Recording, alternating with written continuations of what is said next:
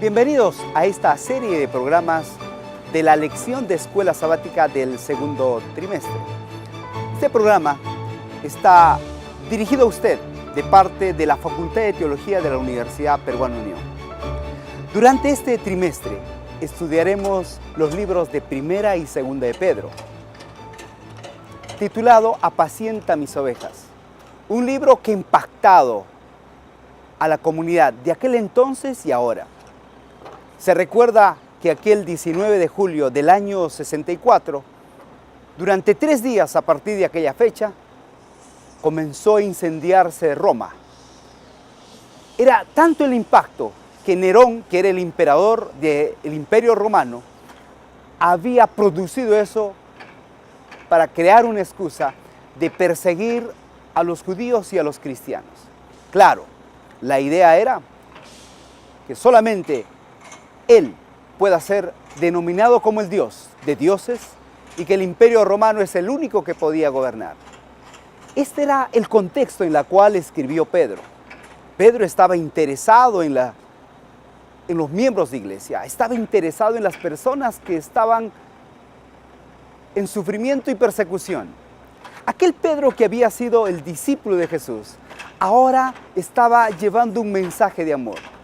¿Cómo es posible imaginar a un Pedro desesperado, impaciente, queriendo ser siempre el primero y mirando ahora su epístola de otra perspectiva distinta? Un Pedro ofreciendo amor, afectividad, bondad y sobre todo advertencia para que el pueblo de Dios pueda esperar algo que él mismo había escuchado. Vendré otra vez y yo os tomaré a mí mismo para que donde yo estoy vosotros también estéis.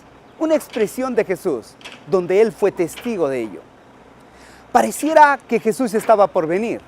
Habría que advertir al pueblo que habría que prepararse.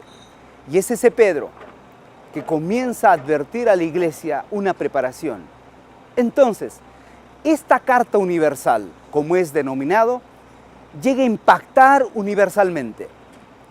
Llega a impactar aún a nosotros que vivimos en el siglo XXI, porque Pedro vemos una transformación en su carta de amor al pueblo. Ahora, después que el Señor había sido negado por Él mismo 3 veces, todavía Jesús confía en Él y le dice, apacienta mis ovejas. 3 veces. De la misma manera que Él negó 3 veces, Él fue llamado para poder apacentar a las ovejas del Señor. Es decir, pastorearlas, llevar ánimo, consuelo, visitarlas, llevar su palabra como esperanza para un futuro mejor. Ese es el cambio que tiene Pedro, un cambio de corazón. Cristo realmente había cambiado su vida y había confiado en Él. El Pedro que había no solo ser discípulo de Jesús, también había formado otro discípulo. Y ese discípulo directamente fue Marcos. Marcos, porque en su epístola le llama Marcos, mi hijo amado. A un Marcos que había abandonado el ministerio cuando estaba Bernabé y Pablo. Pero Marcos había sido escogido como el hijo de Pedro. Es ese Pedro que cambió. Por eso es cuando uno lee el Evangelio de Marcos, debiera de leer como el Evangelio de Pedro. Ahora, quiero invitarte a disfrutar de estos 13 programas. Cada uno dirigido por un profesor de la Facultad de Teología de aquí de la UPU. Disfruta ellos. Abre tu Biblia y haz de este libro sagrado, especialmente ahora que nos concentramos en Primera y Segunda de Pedro, un mensaje relevante para tu vida. Disfrútalo, porque el Pedro que hubo en el antaño se transformó y comenzó a expresar amor porque él llegó a amar a Dios. Es nuestro deseo que tú también puedas seguir amando a Dios y esperando su venida, porque Él viene pronto.